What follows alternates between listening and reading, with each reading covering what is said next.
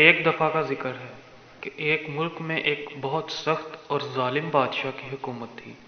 جو بھی اس کے خلاف بولتا یا لکھتا اسے پھانسی کے گھاٹ پر اتار دیا جاتا تھا۔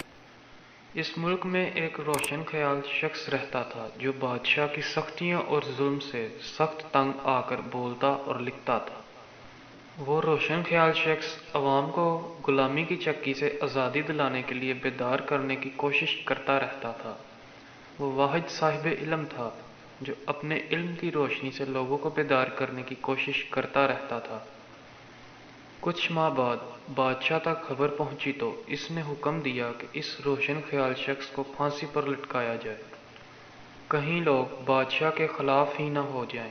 اس روشن خیال شخص کو ہزاروں کند ذہنوں کے سامنے ہاتھ باندھ کر پیش کیا گیا، جس کا قصور صرف اتنا تھا کہ وہ شخص ان کند ذہنوں کو بیدار کرنے کی کوشش کر رہا تھا، اور اس روشن خیال شخص کو ان کند ذہن لوگوں کے سامنے پھانسی کے گھاٹ اتار دیا گیا، اور ظالم بادشاہ کے اس عمل پر تمام کند ذہن لوگ تالیاں بجاتے ہوئے واپس چلے گئے۔